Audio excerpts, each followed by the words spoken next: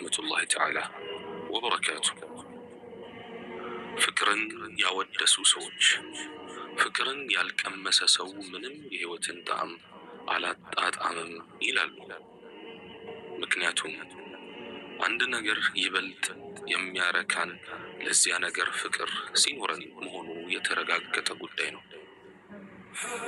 ለዚህም አላህ ሱብሓነሁ ወተዓላ ነቢያትን ሚስቶቻቸውን እንዲያፈቅሩ ያደረገው የሰዎች የሁሉ አባት አደም ዓለይሂ ሰላም ለእናታችን ሐዋ ከፍተኛ ፍቅር እንደነበራቸው ተነግሯል።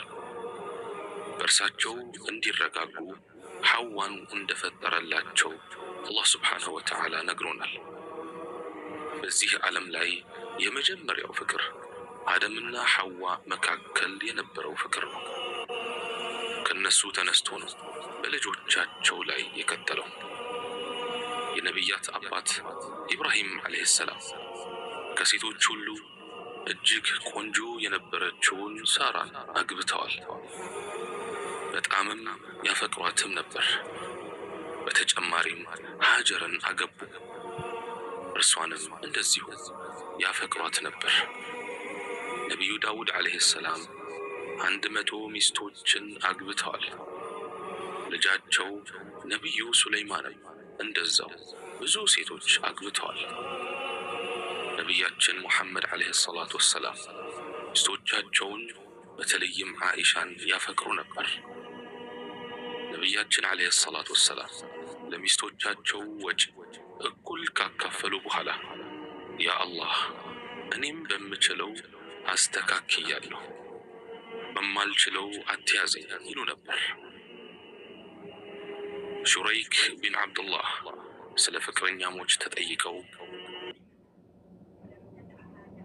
ፍቅር በጣም የሚጠናባቸው ምንዳቸውም ከፍተኛ ነው ብለዋል። ከጠቢባን ፍቅር ፈሪን ያጀግናል፣ ንፉግን ያቸራል፣ የደደብ ሰውን አእምሮ ያድሳል፣ አንደበተ ርቱዕ ያደርጋል፣ ደካማን ያጠነክራል፣ ጓደኛን ያዝናናል፣ በነፍስ ውስጥ ደስታን ያንሸራሸራል፣ ልብን ያበራል ያሉ አሉ።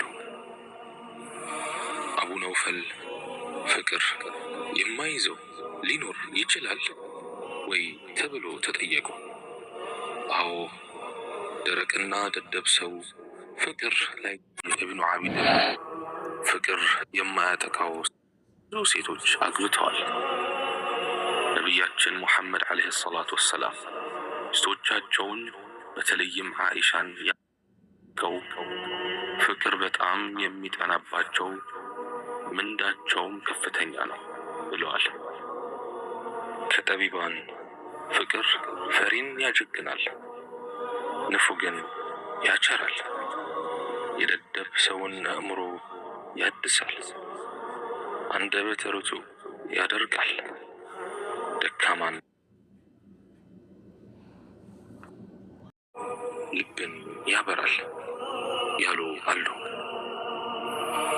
አቡ ነውፈል ፍቅር የማይዘው ሊኖር ይችላል ወይ ተብሎ ተጠየቁ። አዎ፣ ደረቅና ደደብ ሰው ፍቅር ላይዘው ይችላል አሉ። ዓሊይ ኢብኑ ዓቢድም ፍቅር የማያጠቃው ሰው የለም፣ ተፈጥሮ ደረቅ፣ ወኔው ጎዶሎ ወይም የተዛባ ተፈጥሮ ያለው ሰው ሲቀር ብለዋል። ብዙዎች ፍቅር ተፈጥሯዊና የትክክለኛ ስብዕና መገለጫ ነው። ለዚህም ነቢያት ሳይቀሩ በፍቅር ውስጥ አልፈዋል። ስለዚህም ፍቅር ስሜታዊ ቢሆንም እንኳ ጥሩና ተወዳሽ ነው የሚል አቋም አላቸው። መዋደድ ማለት አንገት ለአንገት ተናንቆ በየካፌውና በየመናፈሻው መዞር አይደለም። መዋደድ ማለት በየሲኒማ ቤቱና በየቲያትር ቤቱ መሰለፍ፣ አብሮ መታየት አይደለም። መዋደድ ማለት ጊዜያዊና ደመነፍሳዊ ስሜትን መከተል አይደለም። መዋደድ ማለት የወደድኩህ ወደድኩሽ፣ አፈቀርኩህ አፈቀርኩሽ የቃላት ጋጋታ አይደለም።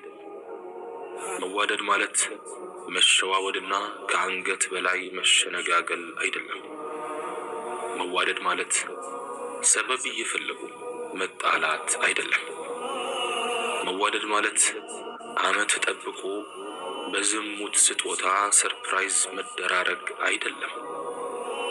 መዋደድ ማለት ቀይ መልበስና የፍቅር ቀን ማክበር አይደለም። መዋደድ ማለት የእኩያውያንን መንገድ መከተል ማለት አይደለም። አላህ በማይወደውና ለወላጅም ደስ በማያሰኝ መልኩ በሐላል ሳይጋቡ መኖር አይደለም። መዋደድ ማለት ቁም ነገር ነው። ለቁም ነገርም መብቃት ነው።